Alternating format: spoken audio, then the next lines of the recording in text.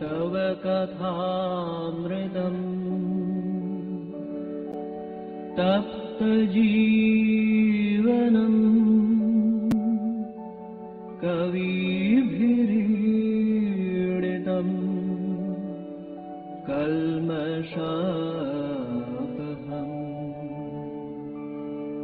श्रवणमङ्गलम् श्रीमदाततम् भुवि गृह्णन्ति ये भूरिदा जनाः भुवि गृह्णन्ति ये भूरिदा जनाः। ॐ तव कथामृतं तप्तजीवनं कविभिरीडितं कल्मषापहं श्रवणमङ्गलं श्रीमदाततं भुवि गृह्णन्ति ये भूरिदा जना. We are studying the Gospel of Sri Ramakrishna, and today we have to start conversations of Thursday, December 27, 1883. We have to remember that Master Masha is staying in Dakshineshwar. The temple garden was filled with the sweet music of the dawn service, which mingled with the morning melody from the Nabat. Dawn service, Mangalarati. At that time, there is some sweet music. And separately from the music room, there is that bagpipe. So these two sounds mingle with each other.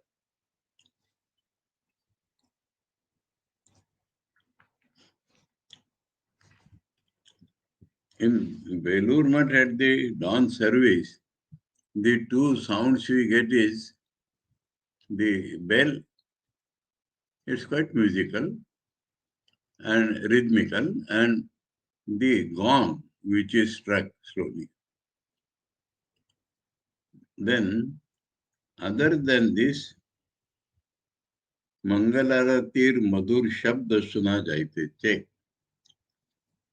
So what else sound may be there in Mangalarati? Do they sing something? One has to go to Dakshineshwar in the early morning to see that. Anyway,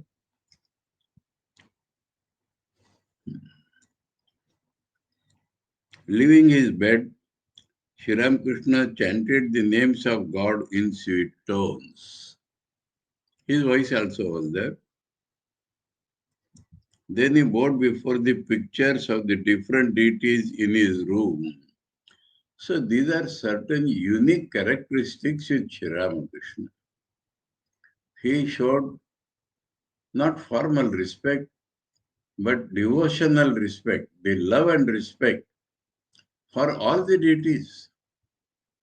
So that is indicative of the broadness of his mind as well as the truth of harmony, that they are all represent Supreme God to Sri Ramakrishna and should represent Supreme God to all of us.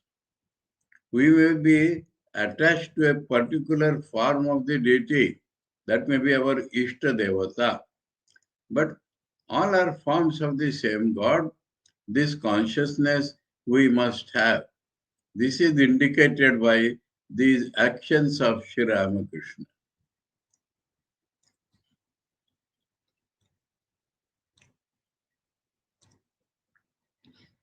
And went to the west porch to salute the Ganges. So Ganga, Sri Ramakrishna used to call Ganga Vari Brahmavari. So Ganga's waters are Brahman itself in water form. So that is really pure, and Sri Ramakrishna is showing his devotion to that form for our sake. Now, so far as Ganges is concerned, Valmiki, Shankaracharya, and everybody has composed hymns on Ganges. And Shankaracharya has composed 2 hymns on Ganges. No, that is Narmada. Anyway, so everybody has composed hymns on Ganges. That is Ganges purity. And Sri Ramakrishna honors that with devotion, with love. Sri Ramakrishna did not like people using Ganges water for the cleaning of the body, but taking bath in the Ganges, and whenever any food item has gone or he has talked a little with the worldly people or worldly people are sitting in his room, anywhere, he would ask people to sprinkle some drops of Ganges water on that. So Ganges has that purity and that purifying action, and Sri Ramakrishna is fully devoted to that.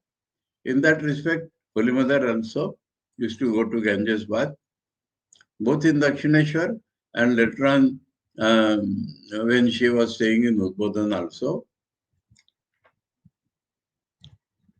Some of the devotees who had spent the night at the temple garden came to the master's room and bowed before him. Rakhal was staying with the master, and Baburam had come the previous evening. Baburam is the future Swami Premananda. M had been staying there 2 weeks. Sri Ramakrishna said to him, I have been invited to Ishan's this morning. Baburam will accompany me, and you too. M made ready to go with the master. Now this Ishan is not Master Masha's brother-in-law Ishan. This Ishan Mukhopadhyay, who was a great devotee, used to follow some ceremonials. He was a great philanthropic man. So that is that Ishan. At 8 o'clock, the carriage hired for the master stood waiting in front of the Nabat. On all sides, plants and trees were in flower, and the river sparkled in the sunlight of the bright winter's day. The master bowed once more before the pictures. That is, when one goes out of the house somewhere, one takes permission from the deities in the house. That is a custom, and Sri Ramakrishna is following that with all devotion. That is lesson to all of us. Whenever we go out, we must pay our respects to the presiding deity in our house and ask permission that we shall go out and come back and again salute you. So every action of Sri Ramakrishna, every smallest action of Sri Ramakrishna and his words were for the illumination of the world. Nothing for himself as a man, but as an example. And he is not showing as an example, that is ego, but in a very natural way, having become, assume the body of a man, he is behaving as an ideal man should behave. Ideal householder, ideal sannyasi also. So these are the small traits, and Master Masha has the unique capacity that he has noted down all these for our sake.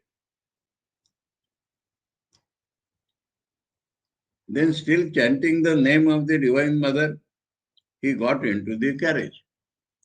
So lastly, Durga, Durga, like that the name they take before going for a journey. Followed by M and Baburam, the devotees took with them Sri Ramakrishna's woolen shawl, woolen cap, and small bag of spices, which he used to put in mouth now and then. And so they carried that. Sri Ramakrishna was very happy. Now Sri Ramakrishna could not touch or hold any of these things. It is not a formality. I met some Sampradaya sadhus where the sadhu does not carry his own money, but that is carried by a devotee. So this is not the formality. But Sri Ramakrishna cannot actually hold any such thing. So the devotees carry. Sri Ramakrishna was very happy during the trip and enjoyed it like a child. Child nature is Sri Ramakrishna's permanent nature. And whatever he does, he is full of joy always. About 9 o'clock, the carriage stopped at the door of Ishan's house. So it was about 1 hour journey. Ishan and his relatives greeted the master and led him to the parlor on the first floor. Shirish, Ishan's son, was introduced to Sri Ramakrishna. The young man practiced law at Alipur. Alipur was like a suburb of Calcutta, now it is a part almost. He had been a brilliant student, having stood first in 2 of the university examinations. But he was extremely modest.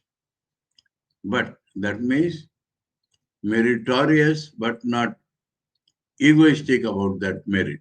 This is the combination of great people. So it is mentioned. Master to Shirish, what is your profession? Shirish, I am practicing law at Alipur. Alipur, the High Court, Calcutta courts are situated in Alipur. Master to him, for such a man to be a lawyer, because lawyer's profession normally contains many fallacious arguments. May not be for Shirish, but such a person, such a sattvic person in appearance. So Sri Ramakrishna showed a anomalous surprise to Shirish. Well, have you any question to ask? Perhaps you want to know how to live unattached in the world. Isn't that so? So he is anticipating a question, but the question should be asked. So himself is prompting him to ask a question. Let us Sri Ramakrishna's kindness and love for the boy and understanding his modesty. Shirish, under the pressure of duties, people do many unrighteous things in the world, that especially in the law profession. Further, some are engaged in good work and some in evil in the world. Is this due to their actions in previous births? Is that why they act this way? So, why this habit is formed? Two opposite natures. Master, how long should a man perform his duties?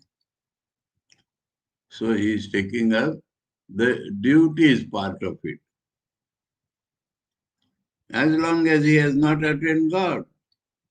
So after attaining God, this type of sanskaras won't carry. Duties drop away after the realization of God. Drop away because I am the doer sense does not exist. So there is nothing as duties that you must do. As long as he has not attained God, duties drop away after the realization of God. then one goes beyond good and evil. So, some people do good action, some people do evil action. He is asking the source of it. The source of it is the consciousness I am the doer. It continues till you realize God, and when you realize God, it drops out. So then good and evil do not exist for him.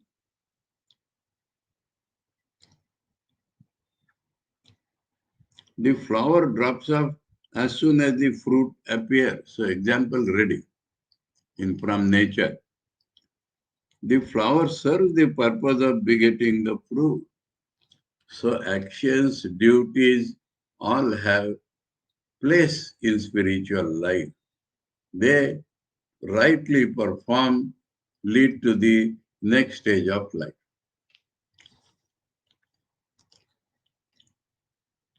How long should a devotee perform daily devotions such as the Sandhya? Now he shifts the talk to the other type of duties which are part of his devotional exercises. And that also has a limit. As long as his hair does not stand on end and his eyes do not shed tears at the name of God. So this may be Jnana Nishtha or Bhakti Nishtha, which are the same, that when he takes the name of God, the experience so fills up. Ananda of God's connection, union, becomes so much and spontaneous that it results in tears and voice being choked. Hair does not stand and his eyes do not shed tears at the name of God. Those things indicate that the devotee has realized God, realized, experienced, felt union, but is still doing now. So the culmination may yet to come. The Jnana Nishtha is always equated with knowledge. From these one knows that he has attained pure love of God. Yes.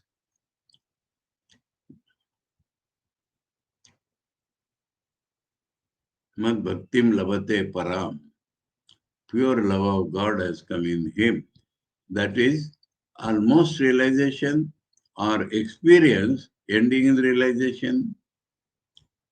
Realizing God, one goes beyond virtue and vice. Then that duty and virtue and vice is of no concern because they are not real, they are not present in God, they are not present in the man of devotion or knowledge. So that drops off. I am the doer is one stage of that. I am only experiencing the union with God is the next stage, and that also merges. And if comes back, it is always a devotee of God. It does not drop to the level of I am doer. And so the question was, why this happened? So the answer is that yes, it may be past sanskara, it may be this life sanskara, because he had to do duty, both the duty in the world, but if he simultaneously does, see the hidden meaning. Duty of the world is there till he realizes God. But how does he realize God? Not simply by those duties. So there are duties also in the path of devotion. So it is assumed that a devotee, though he is doing duties of the world, is also doing duties related to his path of sadhana. And that makes him grow. And that takes him beyond the realm of duties, both secular and spiritual.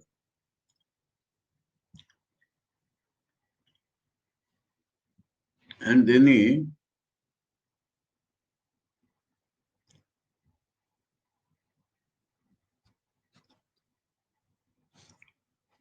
burst into a song as usual. I bow my head, says Prasad, Ramprasad, before desire and liberation. knowing the secret that Kali is one with the highest Brahman.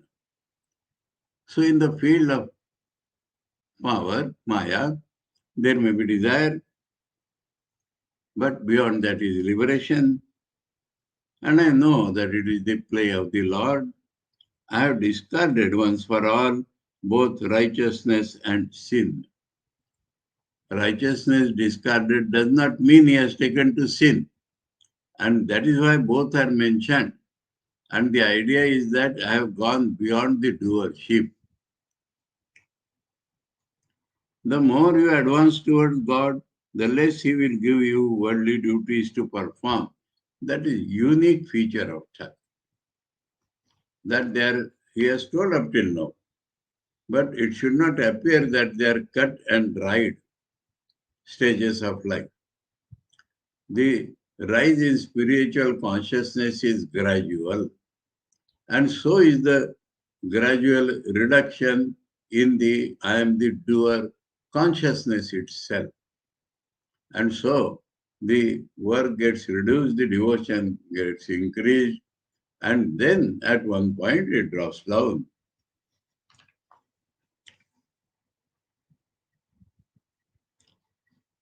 The less he will give you worldly duties to perform.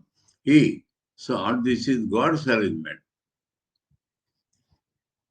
Shirish, it is extremely difficult to proceed toward God while leading the life of a householder because he is struggling. So his question or that pain is from his deep inside. Master, why so? No, that may be true. Thakur himself might have said so. But when he is already feeling that, Thakur wants him to be spiritually optimistic. And if you are really loving, that will drop down. And you can, even in work, you should try to feel that it is he who is the doer. So why so? What about the yoga practice? That is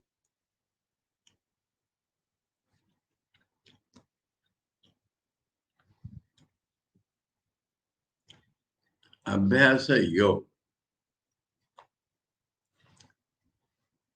Yoga means path of God realization. Abhyasa means trying for a thing repeatedly. So trying for a thing repeatedly is a path leading Godward. So you may be struggling, but the struggle repeatedly itself will take you to God. So why you call it difficult? Difficult is only that which is beyond our approach. So it may be difficult or easy, but if you are on the way, you should not find difficulty. You should find always spiritual hope. At Kamarpukur, I have seen the women of the carpenter families selling frightened rice. That is the tradition. The carpenters' families, the wives sell what is in Bengali called chide poha, flattened rice. Now the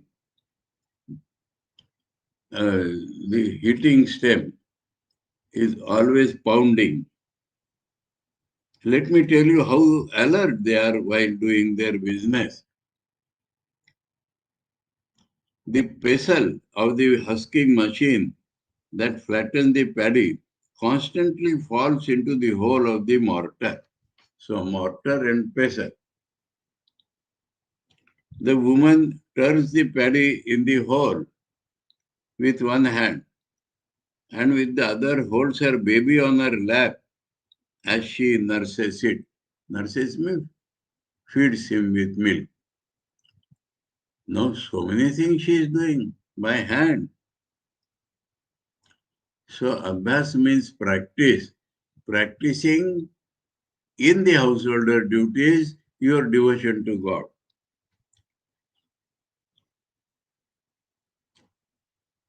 In the meantime, customers arrive. The machine goes on pounding the paddy and she carries on her bargain with the customers. So she has to bargain. for the proper selling.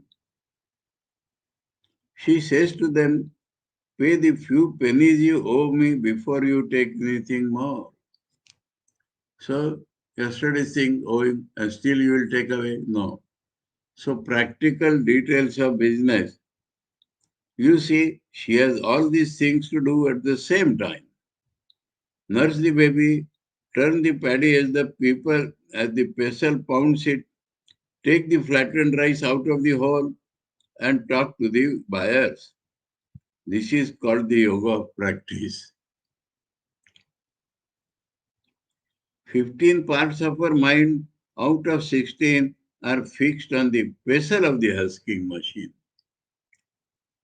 lest it should pound her hand. With only one part of her mind, she nurses the baby and talks to the buyers. So Thakur has understood that the main attention is on the vessel.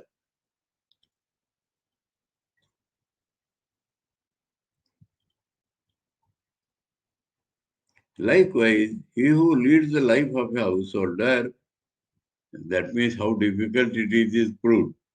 But there is a way out. Should devote 15 parts of his mind to God. That is the main thing. One part is enough for the worldly duties.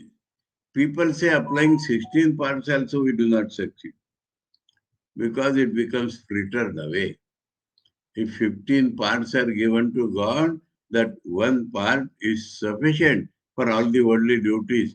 Thakur is assuring all the householders.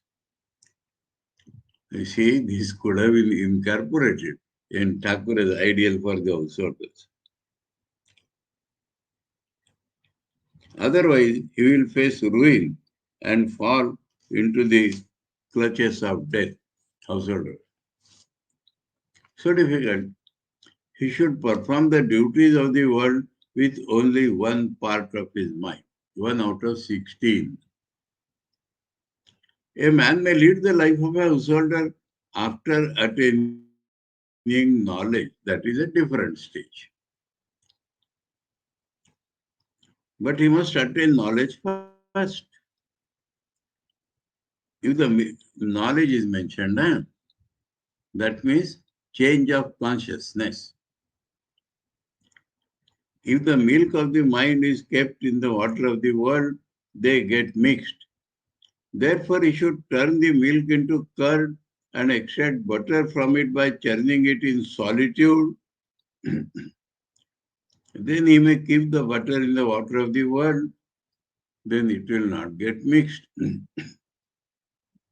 Therefore, you see, spiritual discipline is necessary. When the Ashwatha tree is a mere sapling, it must be enclosed by a fence. Otherwise, the cattle will eat it. But the fence may be taken away when the trunk grows thick and strong. Then even an elephant tied to the tree cannot harm it. So, mind, seclusion, devotional practice will make it strong. And when it is strong, experience God, then any world or worldly duties will not spoil it at all. Therefore, at the beginning, the aspirant, beautiful lessons. Every time Thakur uses some similes and a new path like is made before the householders, people who are or want to get devoted for them. Therefore, at the beginning, this aspirant should go into solitude now and then. Spiritual discipline is necessary. You want to eat rice. Suppose you sit down somewhere and say, wood contains fire and fire cooks rice. Can saying it cook the rice? You must get 2 pieces of wood and by rubbing them together, bring out the fire. So in the beginning, all attempts should be made for realizing God or spiritual evolution. And other things should be taken care of by a small part of the mind. That is the real householder. By eating siddhi, siddhi means hemp. Bhang also it is called. One becomes intoxicated and feels happy. But suppose you haven't eaten the stuff or done anything else with it, you simply sit down somewhere and mutter siddhi siddhi. Will that intoxicate you or make you happy? So here the translator has not used equivalent word of siddhi. We must find out the exact translation necessary.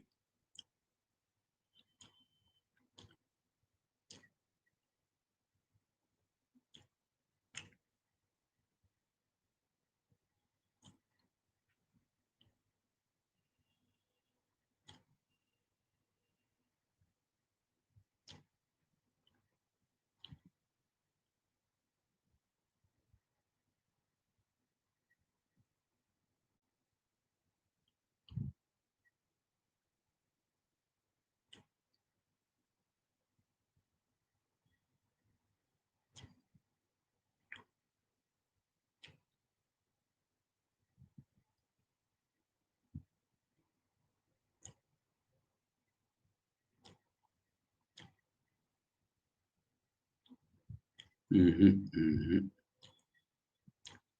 mm-hmm. No, it does not give.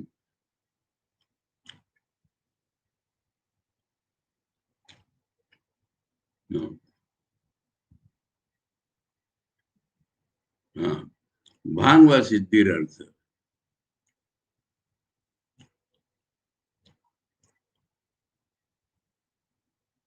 Now you get it, huh?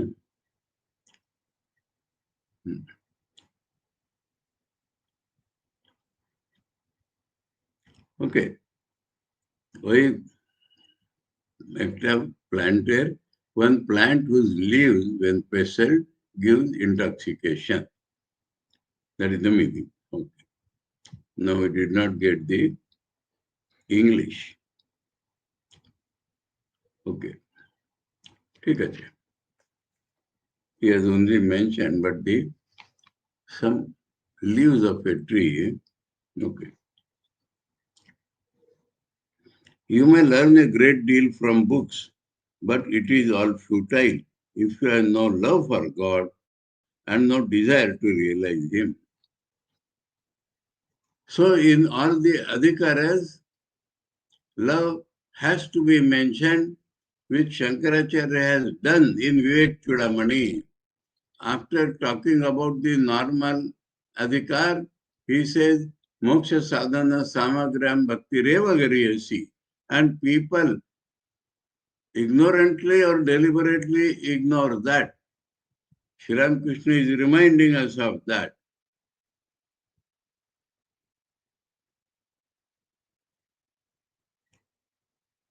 Two things, love and the last of the adhikaras, that is mokshecha, mumuksha. Desire to realize it. A mere pandit without the discrimination and renunciation now takes up all. Vivek, Vairagya, has his attention fixed on woman and God. His attention is on bhoga of objects and means of objects. The vulture soars very high, but its eyes are fixed on the camel pit, the carry-on. That alone is knowledge.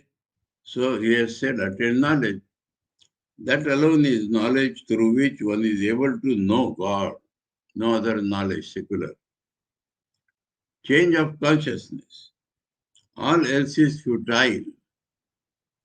Well, what is your idea about God? So all this centers around God and God realization. Love, devotion, devotional exercise, everything. So he is asking, and the concept of God should be clear. So he is asking now, Shirish, what is your idea about God?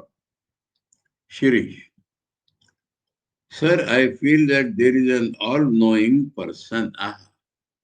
It does not talk of power. All-knowing person. We get an indication of his knowledge by looking at his creation. So he has created, which even in our imagination, we cannot imagine this creation. And he has created. He is using Shankaracharya's arguments, which he has stated in Chatusutri, that such he has created. So that is a basic faith that he has created. The world has not grown automatically. There is no meaning of automatically. Only consciousness can create something. And then he does not ascribe any other cause to this creation. God has created. So this much right conception is there in him.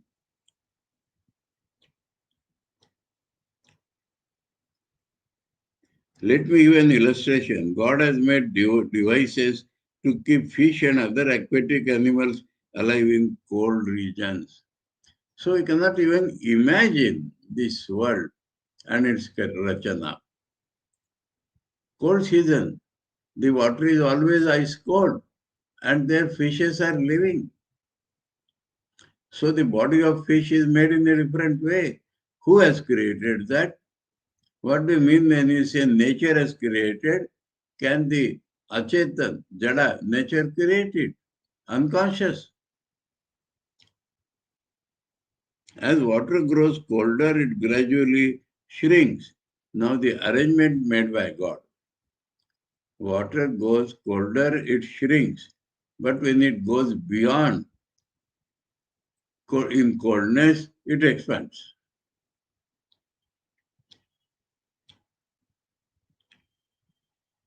But the amazing thing is that just before turning into ice, the water becomes light and expands. In the freezing cold, fish can easily live in the water of a lake. The surface of the lake may be frozen, but the water below is all liquid.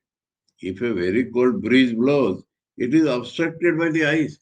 See the complication of the arrangement. Can a man imagine even? The water below remains warm. Master, that God exists may be known by looking at the universe. But,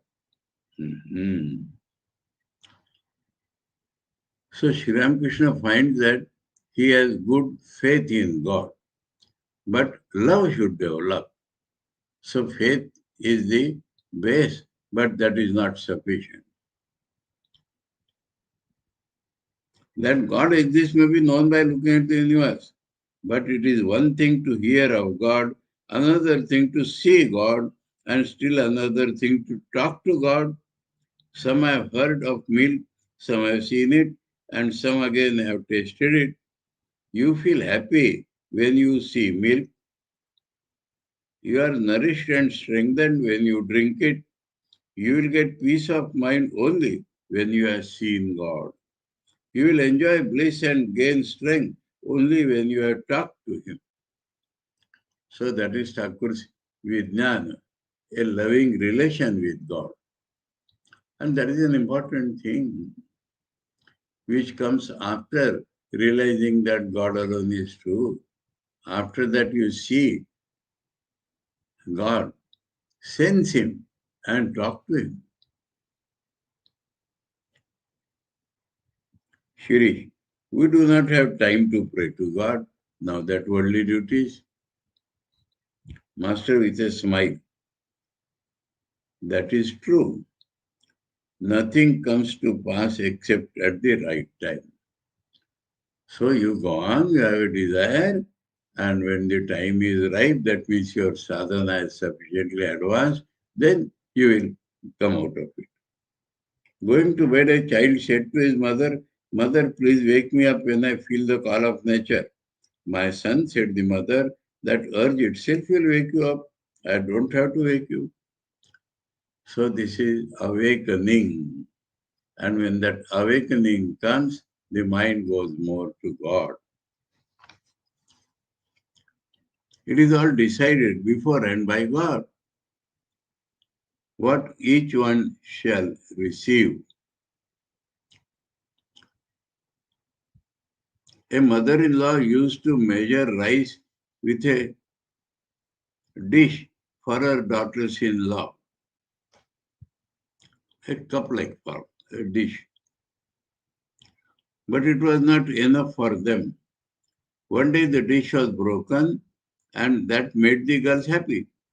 But the mother-in-law said to them, children, you may shout and dance, but I can measure the rice with the palm of my hand.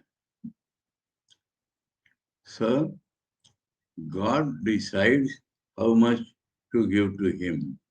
Wonderful. To Shirish, surrender everything at the feet of God. So I is the obstruction.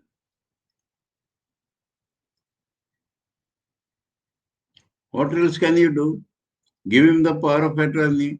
Let him do whatever he thinks best. If you rely on a great man, he will never injure you. And God is the most benefactor. It is no doubt necessary to practice spiritual discipline, but there are two kinds of aspirants. The nature of the one kind is like that of the young monkey, and the nature of the other kind is like that of kitten. The young monkey, with great exertion, somehow clings to its mother.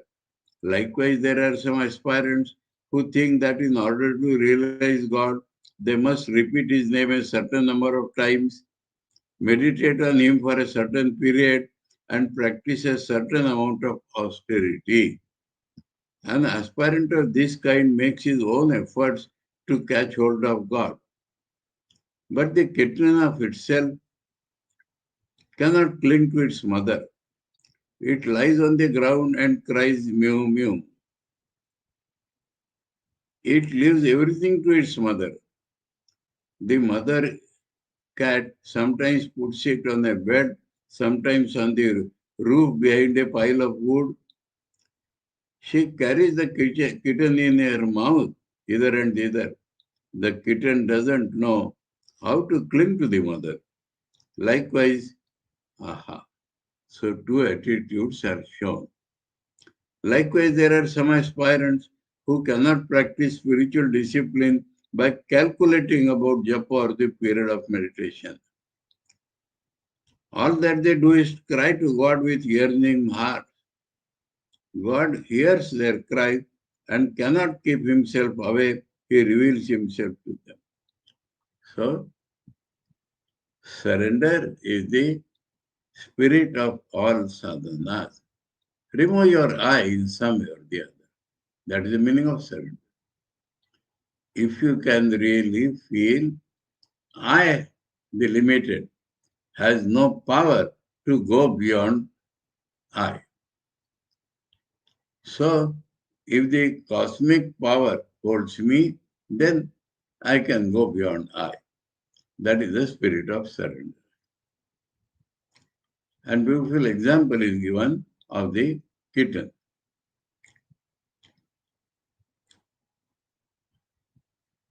So by this, we hope that Shirish was satisfied. At noon, the host wished to feed the master and the devotees. Sri Ramakrishna was smiling, facing the room. Now and then he exchanged a few words with the musician. That arranged the musician. It is God alone who is both the instrument and the cause. Duryodhana said to Krishna, O Lord, thou art seated in my heart, I act as thou makes me act. Listening from Thakur. But insincere man and sincere man difference is there. Master with a smile. Yes, that is true. It is God alone who acts through us. He is the doer, undoubtedly, and man is the instrument. But it is also true that an action cannot fail to produce its result. Eye consciousness has not gone. Your stomach will certainly burn if you eat hot chili. It is God who has ordained that chili will burn your stomach. The law also is made by Him. If you commit a sin, you must bear its fruit. But one who has attained perfection, realized God, cannot commit sin. An expert singer cannot sing a false note. A man with a trained voice sings the notes correctly. Sare Gama Pada Ni. That is the Indian indication of the notes of music. In the Western style, do, le, mi, fa, it's a very different notation. So the Saregamapa should be understood by the non-Indians in that light. They are the basic notes of the octave. The meal was ready. The master and the devotees went to the inner court where they were treated to a generous feast. About 3 o'clock in the afternoon, the master was seated again in Ishan's drawing room with M and Shirish. He resumed his conversation with Shirish. So, because of the meal time that had got obstructed. Master, what is your attitude towards God? So that is another thing. A relational attitude is necessary. I am he, or master and servant. The Vedantis or the Jnanis hold I am he. I am not different from he actually. And servant, the servant will love the master and gradually become united.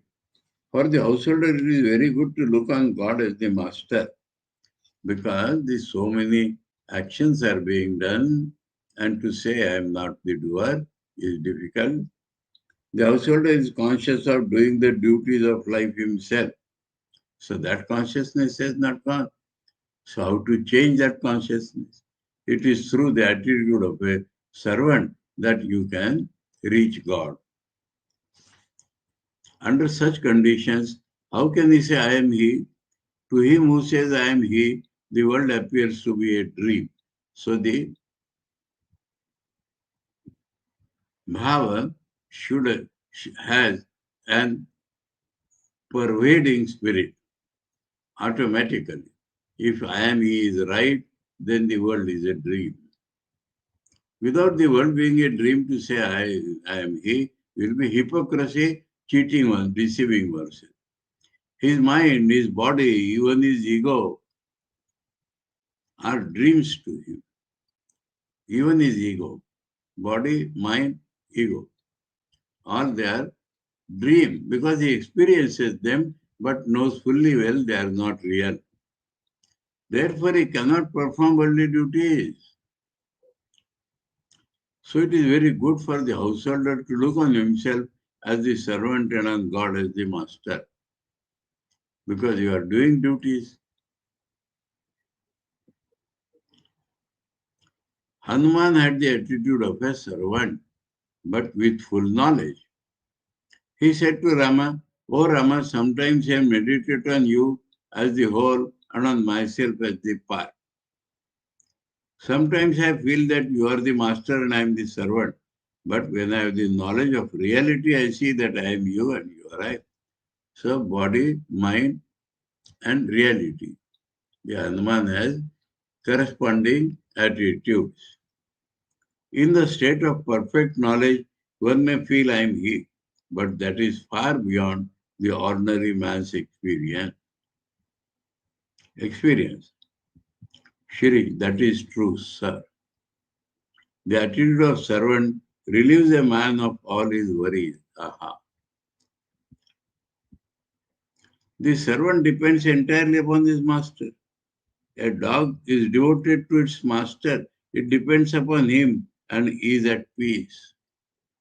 So from servant, he pulls it down to dog. Master. Well, what suits your taste, God with next. Huh? God with form or formless reality. But to tell you, he asked, but to tell you the truth, he who is formless is also endowed with form. To his bhaktas, he reveals himself as having a form. It is like a great ocean, an infinite expanse of water without any trace of shore. Here and there, some of the water has been frozen. Intense cold has turned it into ice. Just so, under the cooling influence, so infinite ocean without any shore, that is equated to God.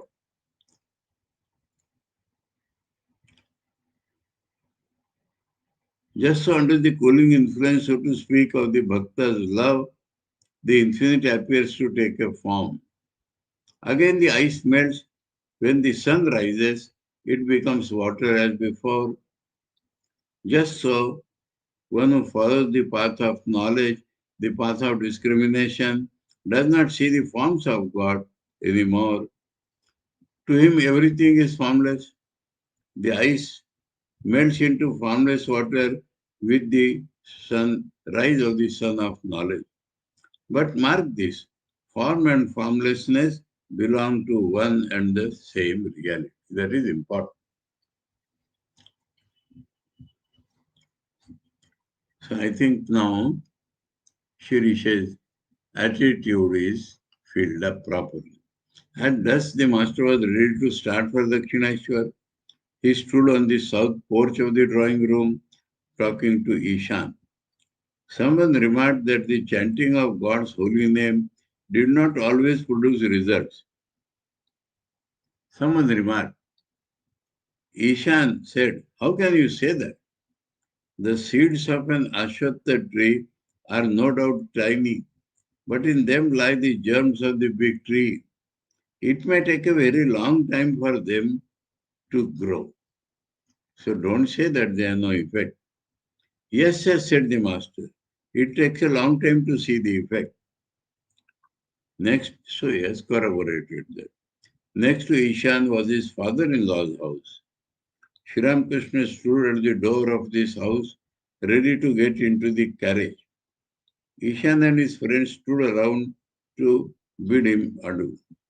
Sri Ramakrishna said to Ishan, "You are living in the world as a mudfish lives in the mud. It lives in the mud, but its body is not stayed." Encouraging a person in his mode of life. There are both Vidya and Avidya in this world of Maya. That means, world of Maya, things are illusory, appearance, but some of them lead to God, some of them take you down. Who may be called a Paramahamsa? He who, like a swan, can take the milk from a mixture of milk and water, leaving aside the water. He who, like an ant, can take the sugar from a mixture of sugar and sand, leaving aside the sand. So he has given two similes. It was evening. The master stopped. That means he has come by the carriage. The master stopped at Ram's house on his way to Dakshineshwar. He was taken to the drawing room and there he engaged in conversation with Mahendra Goswami. Mahendra belonged to the Vaishnava sect and was Ram's neighbor. Sri Ramakrishna was fond of him because of his devotion. Master, the worshipper of Vishnu and the worshipper of Shakti will all ultimately reach one and the same goal. So Vaishnavas have narrowness that Sri Ramakrishna wants to break. The ways may be different. The true Vaishnavas do not criticize the Shaktas. Goswami smiling. Shiva and Parvati are our father and mother. That is the proper attitude. Sri Ramakrishna, out of his stock of a dozen English words, said sweetly, "Thank you." Then he added, "Yes, father and mother." Goswami, besides, it is a sin to criticize anyone, especially a devotee of God. All sins may be forgiven, but not the sin of criticizing a devotee. That means Shaktas. Master, but this idea of sin does not by any means affect all. So it is a sin, that sin idea not necessary. For instance, the Ishwar Kotis, such as incarnations of God, are above sin. Sri Chaitanya is an example. Apparently, bad actions are not bad in them. A child walking on a narrow ridge and holding to his father may slip into the ditch. But that can never happen if the father holds the child by the hand. So again, that kitten example in a different way. Listen, I prayed to the Divine Mother for pure love. I said to her, here is thy righteousness, here is thy unrighteousness, because the talk of sin has come. Take them both and give me pure love for thee. Here is thy purity, here is thy impurity. Take them both and give me pure love for thee. O Mother, here is thy virtue, here is thy vice. Take them both and give me pure love for thee. Goswami, yes, sir, that is right. Master, you should undoubtedly go before all views. But there is a thing called unswerving devotion to one idea. Ishta-nishtha and reverence to other forms is all right, but not traveling through all the forms. You stick to your form.